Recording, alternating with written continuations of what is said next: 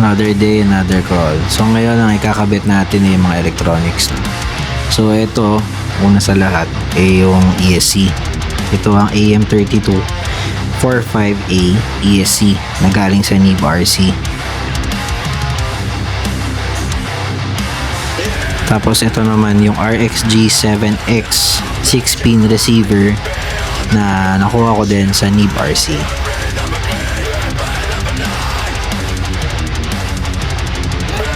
So bago magsimula, kailangan linisin muna natin yung pagdidikitan ng ESC, no? Pati na rin yung ilalim. Siguro mga isopropyl alcohol, pwede na yan. Tapos, kabit na natin yung double-sided tape. May kasama siya dun sa packaging niya. So pagka ididikit nyo siya, mga tol, no? Dapat yung side ng on and off switch, mas malapit siya dun sa slot niya. Dito sa may side na to. So makikita nyo naman yung on and off switch na yan, dapat dyan sa side na yan malapit. Medyo mahirap dukutin yung screw nito, so ito yung tip ko lang. Lagyan ng konting pandikit galing sa mga tape. Dikit nyo yung screw para madukot nyo yung screw, diba? Simple lang.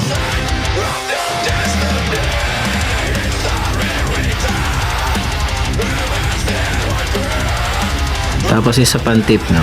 Pagka mag-upgrade kayo ng MN128, bilhin na rin kayo ng isang set ng screw ng MN128. Kompleto yan, lahat ng screw na yan.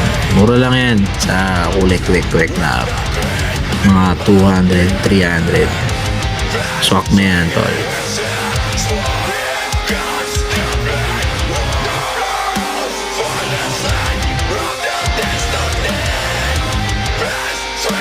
Next naman, yung receiver, no? Dito nagkaroon ako ng problema. Check nyo na lang dun sa YouTube ko kung paano ko na-resolve yan. Kasi may ginawa akong konting modification.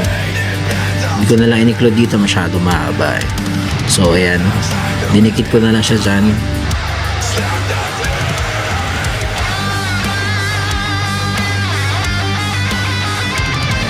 Tapos kakabit na natin yung mga foot pedals, no?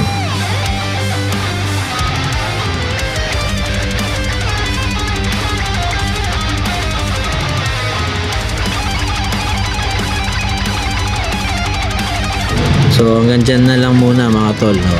Baka nyo na lang sa susunod kasi medyo mahaba to eh. Rock and roll!